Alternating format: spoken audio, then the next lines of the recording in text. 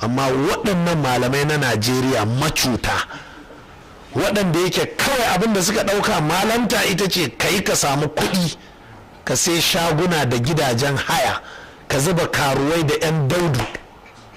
Kuna jin wani abin nan ƙala rawi ya nemi su raddi kuna ɗauka ƙarya ne.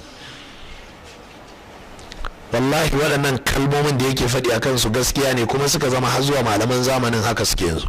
A zamanin ƙala rawi waɗannan malaman haka yake cewa ba su da wata himma sai dai a ɗaga gida su saya su zuba karuwai da 'yan daudu kawai dai a rinka kawo musu kuɗi.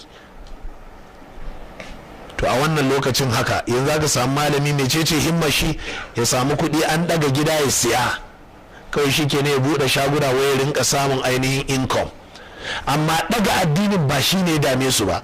To waɗannan irin malaman ba su ne za ka girma cikinsu wai sai ka ce wai ai malaman sunna ba abin da suka ce. Yanzu matsalar boko haram da ta taso shiru suka yi cewa ma suka ba su ma san matsalar ba, kai wasu zindiƙai ma daga cikinsu goyon bayan abin suka rinka yi, sai da ta kwaɓe ne sannan suka yi shiru. To in wani mara kunya yaro ta yi sai ce me ya duk duniyan nan ba wanda ake jin ke magana sai Albani. Baka san malamai ba ne, malamai rubuce-rubuce suke. Ina littafin da muka zo da shi makon da ya wuce akan yan boko haram ya yi su.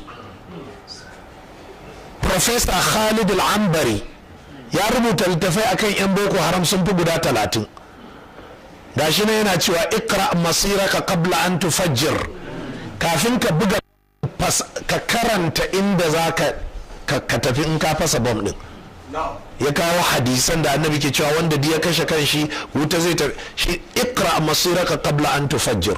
Waɗannan malaman ba su shiru ba, amma mu malaman kasashen ba malamai bane jama'a. A nemo sunayensu su in matsala so an ga ba su magana ba, ba za a ce wai ai malamai ba su magana ba dan mai sai wani kadai zai magana.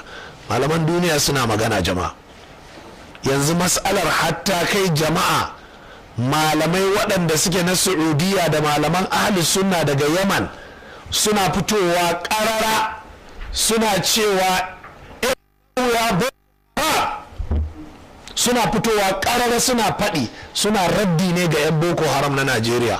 Amma saboda malaman mu sun yi shiru, kowa sai ya ce wai to ai duk malaman sun yi shiru, shi kadai ne yake da masaniya akai. A'a, waɗannan gaskiya ba malamai bane, domin mun zauna da su ana maganganun sun yi dagale suna nuna su ba su ma san da wannan matsalar ba.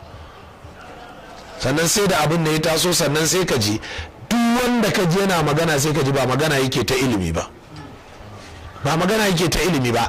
Ana son ka nuna menene kuskuren da ke ciki, menene daidai, wacce nasiha za a yi musu, yaya tarihin abin nan yake. Ko kun fahimta jama'a? Wani dan Sudan wani ne ya je ya kai ainihin kasadina ga Professor Aminu Alhaji a Sudan.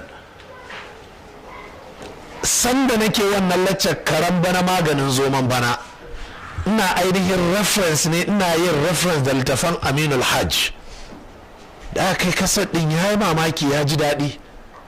Shekaran jiya wani yaro ya bugowa yana cewa ai ga malamin su ya ji wani kasar ɗinka, duk da baya jin Hausa amma yana kokarin yana harhaɗa abubuwan, ya ji daɗi. Ya ce ya yi mamaki yaushe harkar su a littattafan sha suka je kaza kaza kaza.